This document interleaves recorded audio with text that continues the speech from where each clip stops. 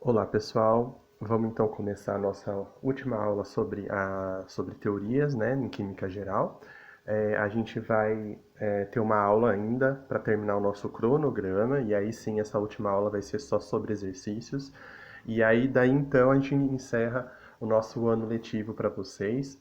E eu sei que vai ter ainda algumas aulas sobre algumas revisões, né, algumas aulas mais ao vivo para a gente poder conversar ainda um pouquinho antes de encerrar de vez o nosso ano.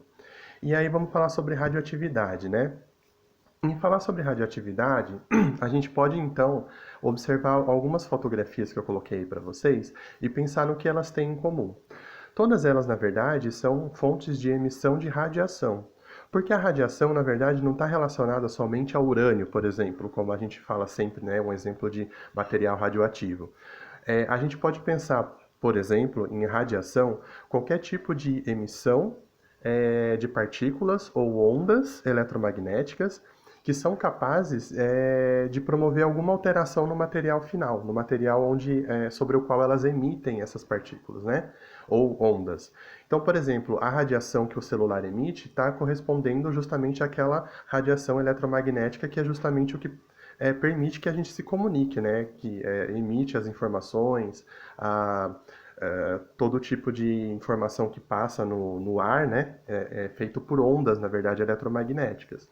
O micro-ondas também é um tipo de equipamento doméstico que pode emitir ondas, no caso são as micro-ondas, né? Que é um tipo de radiação que é utilizado, por exemplo, para esquentar a nossa comida. Alguns outros exemplos do nosso cotidiano incluem, por exemplo, as antenas, né? Que ficam aí dispersas ao longo das cidades, do campo, para poder fazer a transmissão de sinais. E alguns outros exemplos, como por exemplo do nosso cotidiano, é justamente uma fruta, que é a banana, que é capaz de emitir, sim, ondas que são chamadas de radiação ionizante, porque elas têm um material, no caso potássio radioativo na sua composição, que é capaz de, por exemplo, emitir, sim, radiação. E também a gente tem o exemplo do raio-x, que é um tipo de radiação também ionizante, que é capaz por exemplo, ser utilizado nos nossos exames, né, de imagem, que a gente utiliza para poder fazer diagnóstico. Obviamente, a gente está falando radiação ionizante, mas nesses casos, por exemplo, a gente não se preocupa tanto quanto no caso dos outros exemplos do lado, como por exemplo nas usinas nucleares, né, que aí vocês têm a foto de como ficou a usina nuclear de Chernobyl depois do acidente nuclear, e o nosso Sol, né, que também emite aí partículas não, na verdade ele emite ondas eletromagnéticas, que também é um tipo de radiação ionizante, né, que são os raios gama, os UVA, UVB, né, que são ultravioleta. E a gente fala radiação ionizante para esses quatro exemplos, né, as usinas nucleares, a banana, o raio-x e o sol, por exemplo. Mas por que a gente fala radiação ionizante, né? A radiação ionizante nada mais é do que a emissão que você tem de uma partícula ou de uma onda, porque são coisas diferentes. Partícula ainda é matéria e onda é só uma forma de energia, né? Que é capaz de arrancar elétrons ou promover a quebra do núcleo de um átomo, por exemplo. Então, a radiação ionizante ela pode ser um malefício para a saúde, certo? Porque arrancar elétrons de uma partícula como o átomo ou destruir o núcleo do átomo é o mesmo que você alterar quimicamente a propriedade daquela matéria, no caso, por exemplo, do corpo humano. Então, o que vai determinar esse malefício, né, para a saúde quando a gente fala de radiação ionizante? Na verdade, são quatro fatores muito importantes: o tempo de exposição, a dose, a particularidade biológica daquele material que está sendo irradiado com aquele tipo específico de partícula ou onda ionizante, e o espectro, ou seja, em que lugar que você tem daquele seu espectro, o tamanho da onda daquele material sendo emitido, que vai estar relacionado com sua capacidade de provocar dano. Então, por exemplo, é por isso que a gente consegue promover, por exemplo, viagens para a usina de Chernobyl de pessoas na forma de turismo, sem que essas pessoas se machuquem, né? Se causem algum tipo de dano ao seu corpo. porque na verdade o tempo que você permanece lá é muito baixo. E obviamente a dose que você se expõe, né, a fonte é muito menor em comparação com você, por exemplo, entrar no reator, entrar onde realmente aconteceu o acidente, porque é ali que o material está concentrado. Em outros aspectos, por exemplo, a gente tem alguns tipos de tecido no nosso corpo que respondem de forma diferente também à radiação. Assim, por exemplo, a gente pensa no cérebro. O cérebro, como ele é um tecido já muito especial, muito diferenciado, muito específico para a atividade que ele desempenha, ele obviamente ele não consegue sofrer tanto efeito da radiação como, por exemplo, as células que são germinativas, como o espermatozoide e o óvulo. Como elas são células que ainda são pouco especializadas, a gente sabe biologicamente, mas vocês não precisam saber do mecanismo, elas são mais suscetíveis à radiação, porque elas têm pouca especialização. É um tecido com pouca especialização. Ela pode ser muita coisa ainda, então ela pode se diferenciar, né? O óvulo ou o espermatozoide se fundem para formar o zigoto, e são células altamente suscetíveis. Por isso que se preocupa muito mais com bebês do que adultos expostos à radiação, porque o bebê ainda tem células multipotentes, que são células ainda que estão se especializando e amadurecendo. São células, então, mais suscetíveis à radiação. E, obviamente, a gente está pensando também no tipo de radiação que se submete à pessoa, por exemplo, porque determinados tipos de radiação, como os raios gama, né, que é um tipo de radiação ionizante, o raio-x, que também é radiação ionizante, eles têm mais energia no seu comprimento de onda, vamos pensar dessa forma. Enquanto que, por exemplo, o infravermelho ou as ondas de rádio, elas, apesar de serem um tipo de radiação, elas não são radioativas no sentido de provocar algum dano ao material onde elas incidem, porque elas não têm tanta energia assim para arrancar um elétron ou para alterar o núcleo da partícula. E aí vamos chegar então, por exemplo, que eu sei que vocês tinham muita curiosidade de saber, o que foi o acidente de Chernobyl.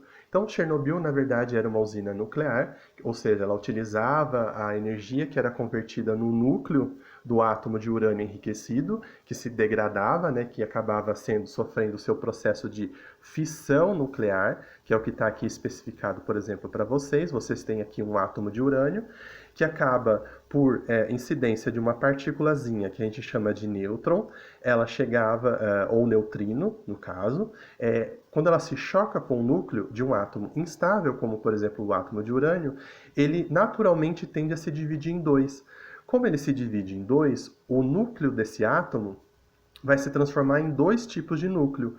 Como você divide o número de prótons de um lado e para o outro, você vai ter correspondentemente os átomos de outros elementos mais leves, ditos mais leves, como por exemplo o do bário e o do criptônio, que são dois elementos que se decompõem, né, progressivamente, emitindo mais partículas ainda de neutrinos, que vão se chocar com outros átomos de urânio que estão instáveis, e aí você tem uma reação em cadeia.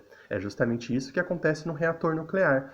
Durante esse processo de fissão, ou seja, de rompimento do núcleo, é justamente o que gera calor, um intenso calor, muito maior do que, por exemplo, numa reação exotérmica padrão, como a gente tem visto, e acaba aquecendo a água que fica ao redor desse nosso reator. Porém, como é uma reação em cadeia, você precisa controlar isso, né? Então você utiliza as barras de controle, que são barras de um material que consegue frear essa quantidade imensa de neutrinos que são liberados na reação em cadeia, para você ter aí determinado controle aí da sua reação, para ela não sair fora dos cálculos previstos, porque isso seria desastroso. Então você pode acabar colocando essas barras, e conforme você vai colocando aqui entre os átomos de urânio que estão confinados nessa bateria aqui, de barras de urânio enriquecido, você acaba colocando elas no meio do caminho desses neutrinos e acaba freando o processo de fissão nuclear, né? E aí você acaba controlando o quanto de calor sai na sua reação. Ótimo, isso é perfeito, você consegue controlar numa usina nuclear, mas o que será que deu errado na reação, né, que você estava tendo lá na usina de Chernobyl? Muito provavelmente, o que a gente sabe até agora, é que o reator, no momento que você tinha, né, na noite anterior ao acidente, ele permaneceu muito tempo com funcionamento desacelerado. Lembra que a gente tinha falado dessas barras de controle? Elas estavam totalmente colocadas no nosso reator nuclear, o que acabou freando demais aquela reação e por muito tempo, ficou horas e horas nesse estado, digamos, de dormência. E aí o que aconteceu? Com a evolução dessa reação mais lentificada, a gente teve a geração de um subproduto conhecido como xenônio, que é uma das possibilidades de rompimento, né, que é uma das possibilidades de formação de novos elementos durante o processo de fissão nuclear, que, quando formado, ele acaba funcionando justamente como um desacelerador daqueles neutrinos. Então você tem uma possibilidade, além do que a gente tinha visto antes, que era bário e criptônio, você pode formar xenônio. Já é uma informação nova para vocês. Porque o processo estava lentificado. E aí o que aconteceu? Quando eles tentaram retirar essas barras de controle para fazer voltar ao normal, né? Você suspende essas barras e deixa o processo de fissão voltar ao que era antes, né? Mais acelerado.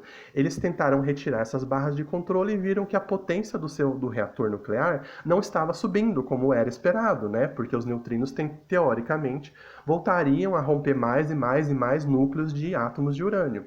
Isso não se verificou. E aí eles começaram a aumentar ainda mais, tirar mais barras de controle. E eram milhares de barras de controle. E aí o que aconteceu? Eles deixaram totalmente sem barras de controle, porque eles não estavam vendo a potência subir como era esperado.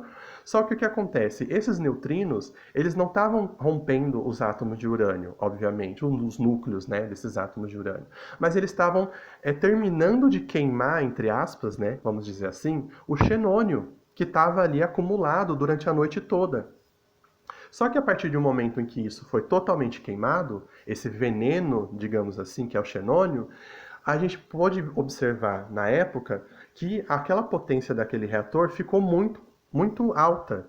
E muito rapidamente, aquele vapor de água que se formou, então, aí sim, pela fissão nuclear dos átomos de urânio, que foi muito acelerado e de repente, porque você terminou de queimar o xenônio e agora começou a queimar urânio, o que aconteceu? Você formou uma quantidade imensa de calor, porque você voltou a fazer aquela reação, e como foi de repente, não teve como controlar isso, não se pôde reinserir aquelas barras de controle para frear a reação. E aí aquela água que estava parada ali no reator virou vapor de uma forma muito rápida, muito acelerada, e acabou aí gerando uma pressão interna no reator extremamente alta e acabou explodindo a usina nuclear, né? Então a gente teve aí as fotos do acidente que vocês podem ver em 1986 e 30 anos depois, né, em 2016, a gente tem aí a foto do atual sarcófago, que é o que protege toda aquela parte da usina que ainda tem restos de urânio, plutônio e outros elementos radioativos que ainda não se estabilizaram, que ainda estão emitindo aquelas partículas que a gente chamou de neutrinos, que estão com poder de ionização extremamente elevado, que inviabiliza, por exemplo, alguém que vá até lá para poder retirar aquele material que ainda é radioativo, tá?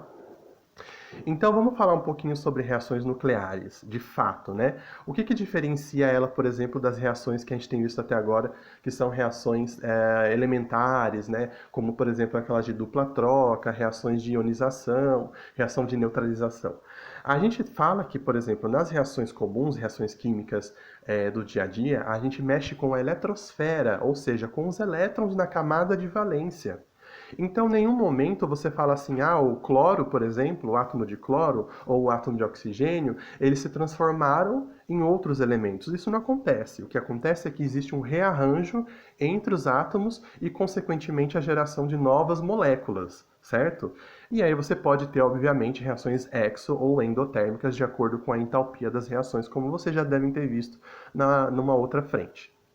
Então, a gente fala que a gente brinca com a camada de valência e em nenhum momento com o núcleo. Porém, nas reações químicas nucleares, pelo próprio nome, como a gente percebe, existe alteração no núcleo da partícula, do átomo em si. Normalmente de elementos metálicos pesados, que são elementos metálicos com grande núcleo, com grande quantidade de prótons e nêutrons, o que torna o elemento quimicamente instável, por isso radioativo, capaz de emitir radiação, que é, na verdade, a maneira pela qual esses átomos de elementos químicos pesados têm a capacidade de se estabilizar. Então, eles não se estabilizam pela recombinação de elétrons, como se fosse uma ligação química, mas eles tentam se estabilizar pela emissão de partículas ou ondas eletromagnéticas, que a gente já vai ver o nome especial para cada um dos tipos que a gente já tem conhecimento. Bom, então o que acontece? Se você está mexendo no núcleo, se você está perdendo ou ganhando prótons, você está falando de uma transmutação dos elementos. Então, em vez de você ter urânio, por exemplo, você passa a ter, como a gente viu, criptônio, você passa a ter xenônio, outros elementos, porque ao núcleo agora do novo elemento, ele tem um número atômico, que é o chamado Z, diferente do inicial. E uma coisa muito interessante é que as reações agora elas são altamente exotérmicas, porque quando você está falando de reações nucleares, você está falando de, em alguns momentos, obviamente, mas vocês não vão precisar saber exatamente o porquê, você tem a conversão de partículas que são matéria, ou seja, elas possuem massa, em energia, que é justamente o que a equação de Einstein dizia para a gente, que energia é igual a massa vezes velocidade ao quadrado.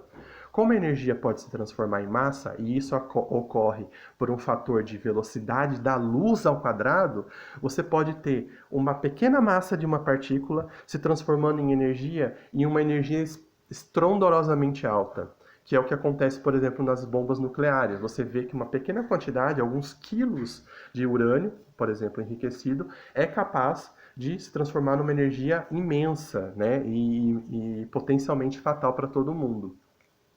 Então é isso que a gente se diferencia entre as reações nucleares e as reações químicas padrões. Na próxima aula, eu vou dividir o vídeo agora, a gente vai falar um pouquinho sobre um exemplo que cai no vestibular e como isso cai para vocês, tá bom? Aguardo vocês na próxima fase do nosso vídeo.